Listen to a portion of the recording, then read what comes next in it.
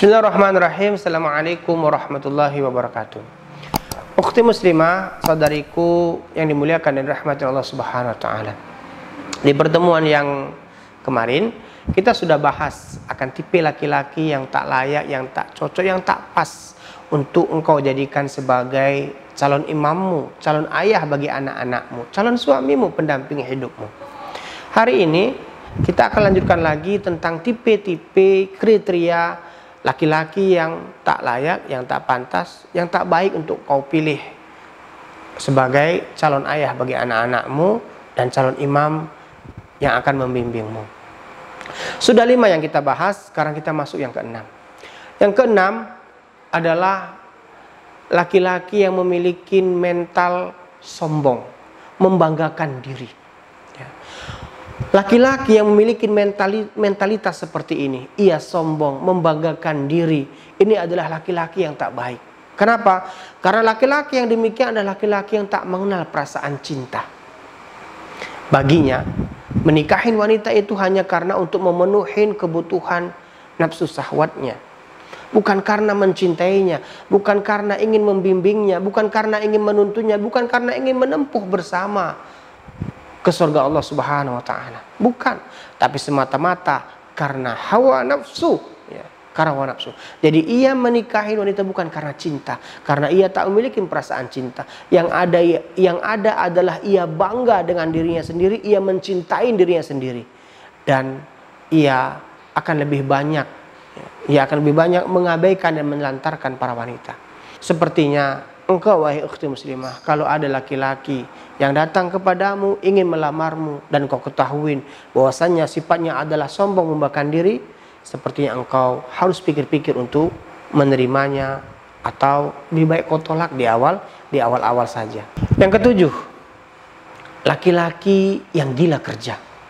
Ya, laki-laki yang gila kerja. Laki-laki yang gila kerja, ia hanya tahu kerja dan kerja. Baginya kerja adalah sebuah kebahagiaan. Tidak mengenal bosan dan tidak mengenal jemu.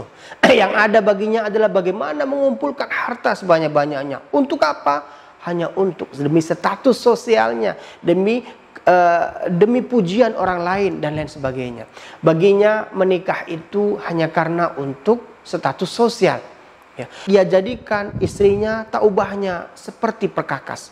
Kapan ia butuh, ia gunakan. Kapan ia tak butuh, maka ia akan mengabaikan.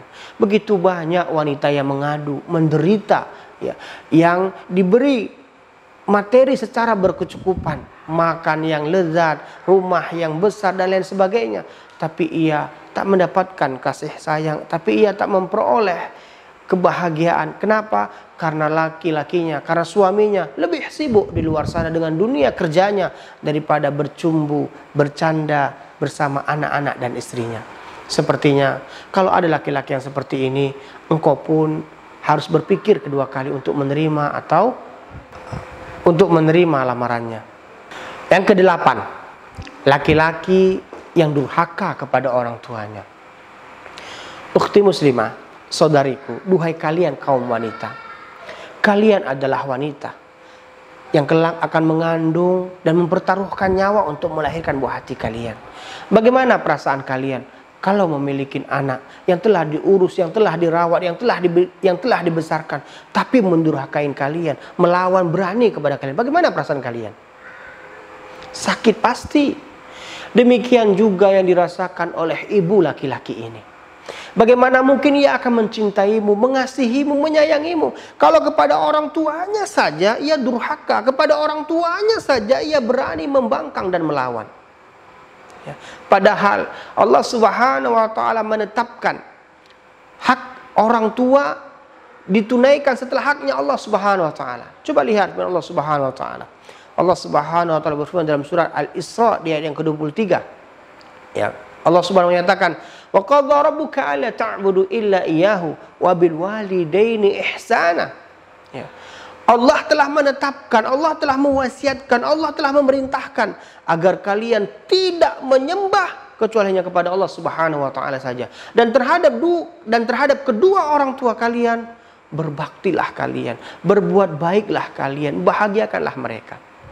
Nah, bagaimana mungkin seorang laki-laki mampu, sanggup, bisa membahagiakanmu kalau untuk membahagiakan orang tuanya saja ia tak mau, kepada orang tuanya saja ia membangkang. Mungkin awal perkenalan ia bisa berpura-pura kelihatan baik, tapi ketika kau menikah nanti maka akan tampak muncullah aslinya. Ternyata laki-laki ini adalah laki-laki yang tak baik. Bagaimana mungkin kita harapkan kebaikan dari seorang laki-laki yang durhaka, yang tak baik kepada orang tuanya. Oleh karena itulah wahai ukhti muslimah, kalau ada seorang laki-laki yang hendak melamarmu, sepertinya engkau harus utus orang lain untuk mengawasi, untuk melihat bagaimana laki-laki ini kesehariannya bersama orang tuanya. Yang berikutnya, yang ke-9, laki-laki yang kikir, laki-laki yang pelit, ya, laki-laki yang bakhil. Ya, ini pun sepertinya tak layak untuk kau terima, tak layak untuk kau pilih untuk menjadi calon ayah dan imam bagi dirimu. Kenapa wahai ukhti muslimah?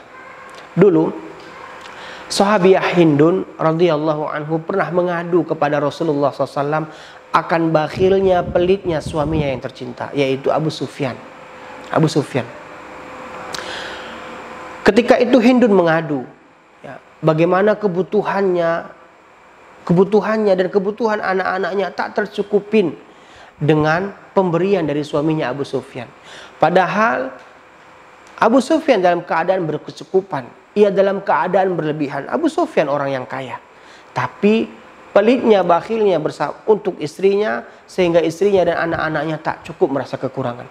Datanglah Hindun radhiyallahu anha mengadu kepada Rasulullah sallallahu alaihi wasallam perihal perilaku suaminya ini. Ya.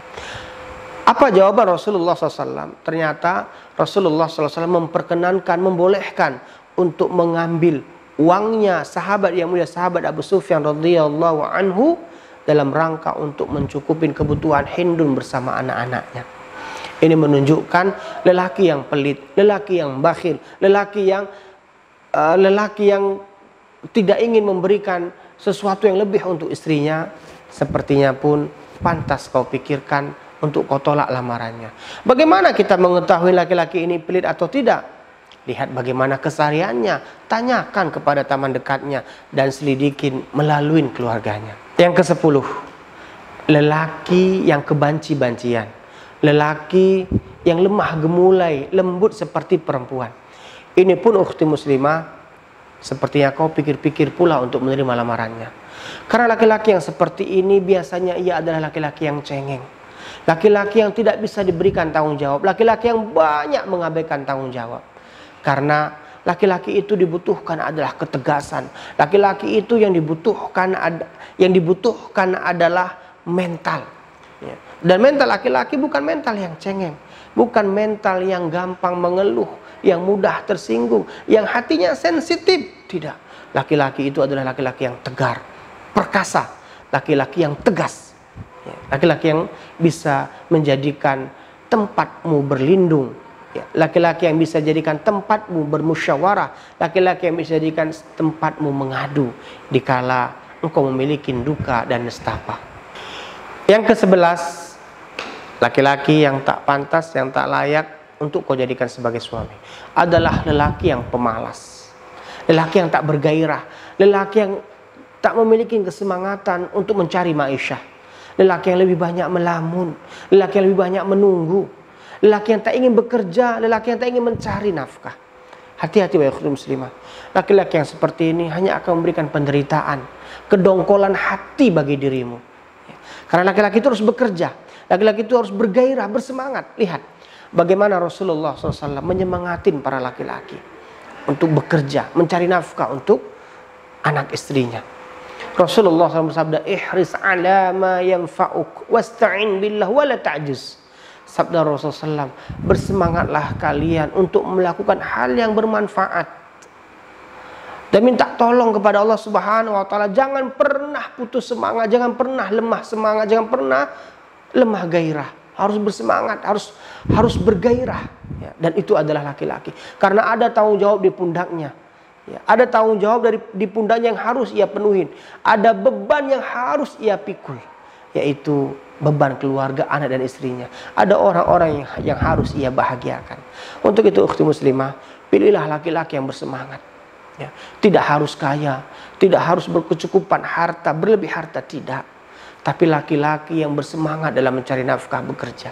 Karena banyak laki-laki yang kaya, tapi itu milik orang tuanya. Ketika dia ambil orang tuanya, ia tak memiliki apa-apa. Tapi pilihlah laki-laki yang berkeinginan bekerja untuk membahagiakan anak istrinya.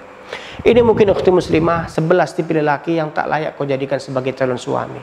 Banyak lagi hal-hal yang tambahan dari tipe-tipe laki-laki yang tak layak untuk dijadikan suami, tapi yang 11 ini sepertinya cukuplah untuk mewakili.